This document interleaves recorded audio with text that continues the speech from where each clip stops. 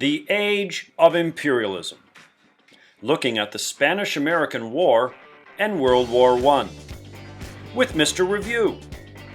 No fancy words, no fancy suits, plain talk about issues you need to know, just in time.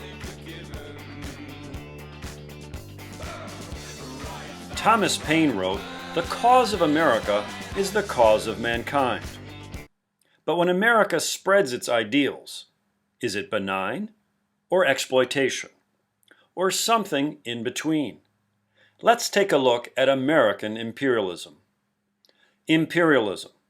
Definition: extending a country's power or influence. Economic and political domination of one country over another. Why did foreign policy begin to play a more important role in American life after the Industrial Revolution? The American economy was booming. Need for natural resources and new markets. Political competition. Europe had already begun extending its empire. There were intellectual influences behind American imperialism. Noted social scientist John Fiske wrote about the racial superiority of the Anglo-Saxon race. Furthermore, Alfred T. Mann, in his book The Influence of Sea Power Upon History, wrote that the mark of any great power was a strong navy. America began building the world's largest navy. Case study number 1, the Spanish-American War. In the 1890s, Cubans sought independence from Spain. American investments were endangered. Furthermore, newspapers stirred public opinion to help Cuba. Newspapers wrote sensational stories about the terrible Spanish Empire. These sensational stories are examples of yellow journalism.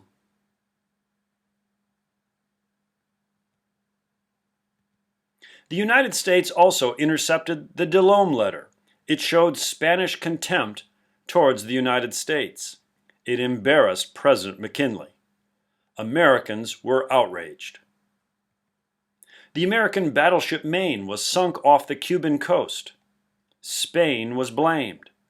Americans called out for war, and war against Spain was declared. American industrial might was too much for the Spanish Empire. Spain surrendered. Cuba gained its independence. And in victory, America acquired the Philippines, Guam, and Puerto Rico.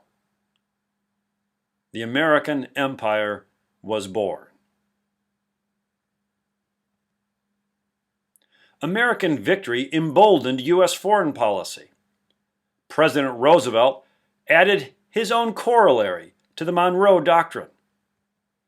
The United States will now police the Western Hemisphere.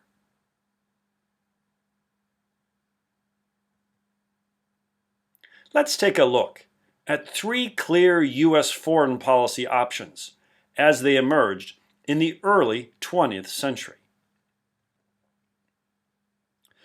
President Teddy Roosevelt and his big stick. Use intimidation to get American policies passed throughout the world. He called this the big stick policy. President William Taft used the might of the American economy to influence world affairs. He called this dollar diplomacy. President Woodrow Wilson used American righteousness, the moral cause, do the right thing. He called this moral diplomacy.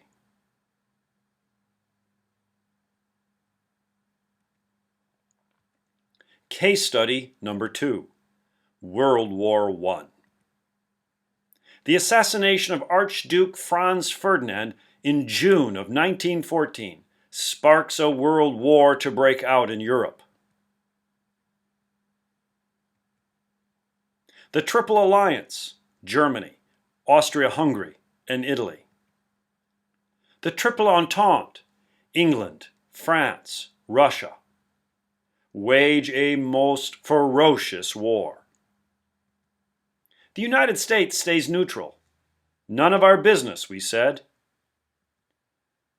Germany gives us the Sussex Pledge. German subs will not target U.S. merchant ships.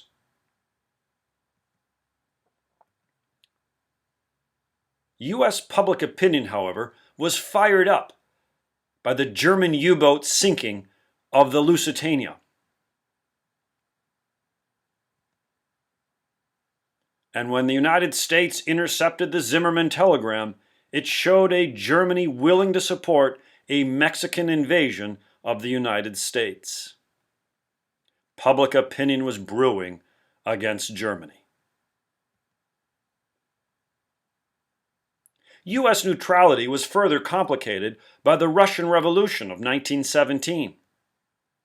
Russian troops withdraw from World War I. England and France wonder if war is lost.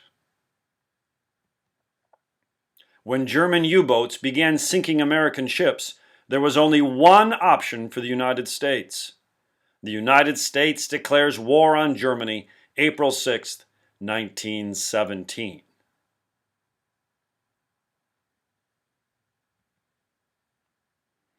On the home front, America experienced hyper-patriotism.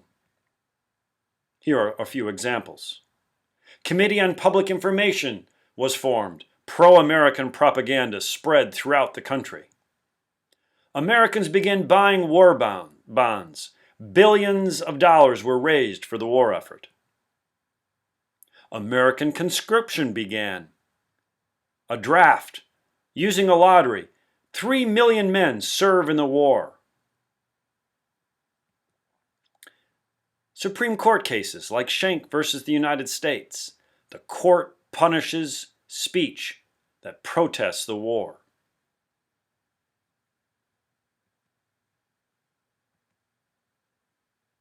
The war goes on and on. President Wilson proposed his 14 points for peace. Germany accepts. The war is over. Armistice is signed. No winners, Wilson said, and no more imperialism.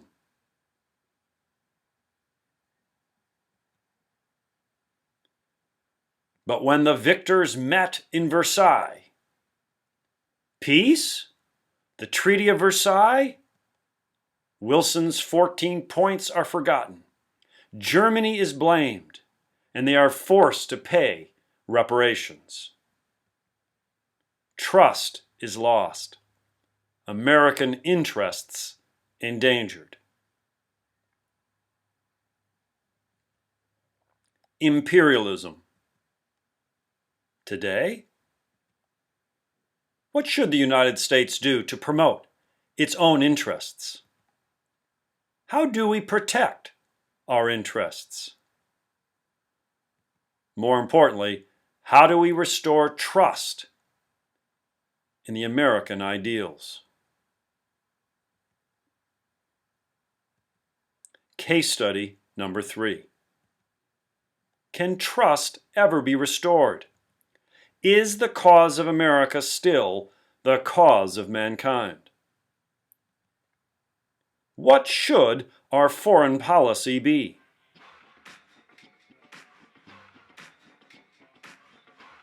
The Age of Imperialism. Looking at the Spanish-American War and World War I. With Mr. Review. No fancy words, no fancy suits, plain talk about issues you need to know. Just in time.